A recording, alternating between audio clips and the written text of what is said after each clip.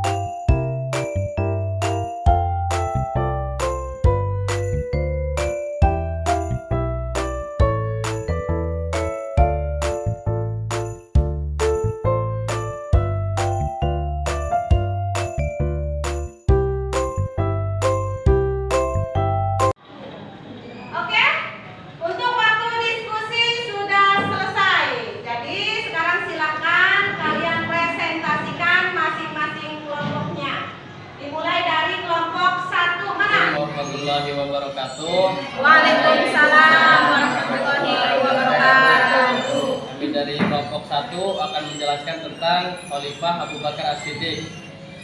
Abu Bakar As-Siddiq adalah seorang figur pemimpin yang memiliki jiwa bersih, jujur, dan sangat demokratis, siap dikritik dan diberi saran, peduli terhadap keselamatan dan kesejahteraan umat. Apabila sosok pemimpin seperti Abu Bakar ada pada masa ini, pastilah kemakmuran dan keadilan akan merata pada setiap lapisan masyarakat. Nama asli beliau adalah Abdullah ibnu Abi Quhafa Ali At-Tamimi. Di masa jahiliyah bernama Abdul Ka'bah. Setelah masuk Islam, Nabi menggantinya namanya menjadi Abdullah Abu Bakar. Namun orang-orang memanggilnya Abu Bakar. Sekian, terima kasih. Selanjutnya kelompok 2. Silakan kelompok 2. Bintang apa? Silakan. Saya akan menjelaskan tentang Umar bin Khattab, biografi Umar bin Khattab. Umar bin Khattab putra dari Nufail al-Quraisy dari suku Bani Adi, salah satu kabilah suku Quraisy. Tidak ada yang tahu kapan Umar bin Khattab dilahirkan. Ia dibesarkan layaknya anak-anak lainnya. Memasuki usia remaja, Umar mengembangkan unta layaknya Khattab bin Nufail di pinggiran kota Mekah. Selain berkuda merupakan keahlian Umar lainnya, Umar bin Khattab lahir di Mekah pada tahun 581 Masehi dari Bani Adi yang masih satu rukun dengan suku Quraisy. Umar al-Faruq merupakan julukan untuk sahabat Nabi Muhammad SAW yang tak lain adalah Umar bin Khattab. Umar bin Khattab dikenal sebagai seorang pemimpin yang adil. Prestasi kepemimpinan Umar bin Khattab Umar lah yang pertama kali membentuk badan kehakiman dan menyempurnakan pemerintahan. Umar bin Khattab memerintah umat Islam selama kurang lebih 10 tahun, yaitu pada tahun 634-644 Masehi. Umar bin Khattab wafat pada bulan November tahun 664 Masehi. Terima kasih dari saya. Wassalamualaikum warahmatullahi wabarakatuh. Selanjutnya kelompok 3. Mana kelompok 3? Assalamualaikum warahmatullahi wabarakatuh. Waalaikumsalam warahmatullahi wabarakatuh. Saya perwakilan dari kelompok 3 akan mempresentasikan proses pemilihan Khulafaur Rasyidin.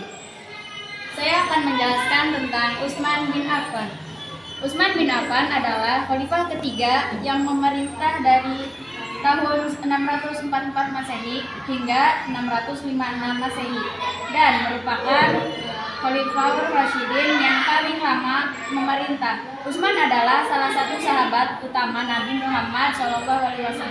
Utsman lahir dari seorang ayah bernama Affan bin Abi dari suku Umayyah dan dari seorang ibu bernama Arwan binti Quraisy. Sekian dari saya. Wassalamualaikum warahmatullahi wabarakatuh. Waalaikumsalam warahmatullahi wabarakatuh. Untuk yang terakhir, kelompok terakhir. Kelompok 4. Irin. Siapa? Oke. Dewi. Iya. Assalamualaikum warahmatullahi wabarakatuh. Waalaikumsalam warahmatullahi wabarakatuh. Saya dari kelompok 4 akan menjelaskan tentang proses pemilihan Khulafaur Rasyidin Ali bin Abi Thalib. Setelah Khalifah Utsman bin Affan meninggal, umat Islam yang tinggal di Madinah bingung siapa yang akan menggantikan Utsman bin Affan. Kemudian ada usulan untuk mengangkat Ali bin Abi Thalib menjadi pengganti Utsman bin Affan. Usulan tersebut disetujui oleh mayoritas umat Islam, kecuali mereka yang pro Muawiyah dan bin Abi Sufyan. Pada awalnya, Ali bin Abi Thalib menolak tawaran usulan tersebut dan tidak mau menerima jabatan khalifah. Dia melihat situasinya kurang tepat karena banyak terjadi kerusakan di mana-mana. Menurut beliau, situasi ini harus diatasi dan dibereskan terlebih dahulu sebelum membicarakan masalah kepemimpinan. Namun, desakan sangat kuat. Akhirnya Ali bin Abi Thalib menerima tawaran jabatan khalifah tepat pada tanggal 23 Juni 656 Masehi. Ali bin Abi Thalib menghadapi beberapa kelompok yang menuntut pengusutan terhadap pembunuhan Utsman bin Affan dan menghukum pelakunya. Cukup sekian dari kelompok 4. Kurang lebihnya mohon maaf. Assalamualaikum warahmatullahi wabarakatuh. Waalaikumsalam warahmatullahi wabarakatuh. Itulah tadi pemaparan dari masing-masing kelompok. Kelompok 1, 2,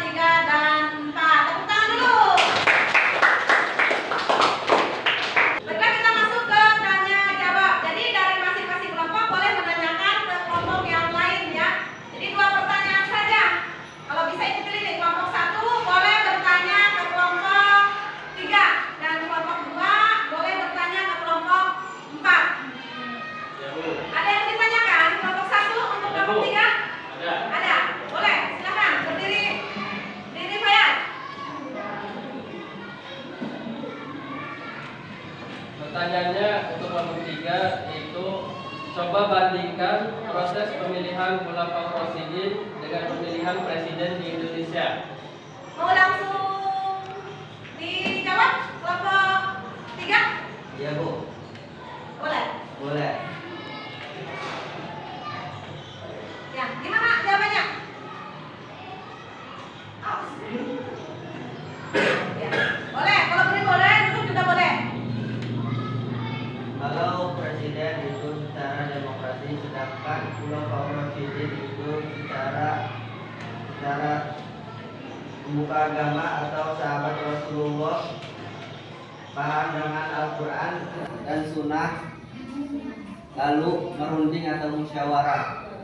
Jadi intinya pemilihannya itu ada mirip-miripnya ya, yaitu dengan dialog atau konsultasi, kemudian disetujui oleh para pemuka dan dipilih oleh masyarakat muslim waktu itu. Sama dengan sekarang ya, dipilih sama rakyat. Ya. Kita lanjut ke pertanyaan yang kedua, kelompok 2. Ada pertanyaan ke kelompok 4. Oke, apa pertanyaannya? Apakah kebijakan pemerintah Khalifah Rasyidin sama dengan kebijakan pemerintahan Indonesia sekarang? Apakah pemerintahan Khulafaur Rasyidin sama dengan yang sekarang? Berbeda. Beda. Kenapa? Karena kebijakan yang akan dibuat oleh Khulafaur Rasyidin pada masanya banyak ditentang dan diasuhkan. Namun banyak kebijakan-kebijakan yang dibuat pada masa itu yang tidak diterapkan pada masa sekarang. Jadi pemilihannya, cara pemilihannya, kebijakannya itu berbeda. Kalau sekarang banyak sekali kebijakan-kebijakan yang terabaikan oleh pemerintahan. Ya, mungkin nanti bisa diajukan ke Bapak Presiden juga ya. Apalagi buat pendidikan di Indonesia yang sekarang ini.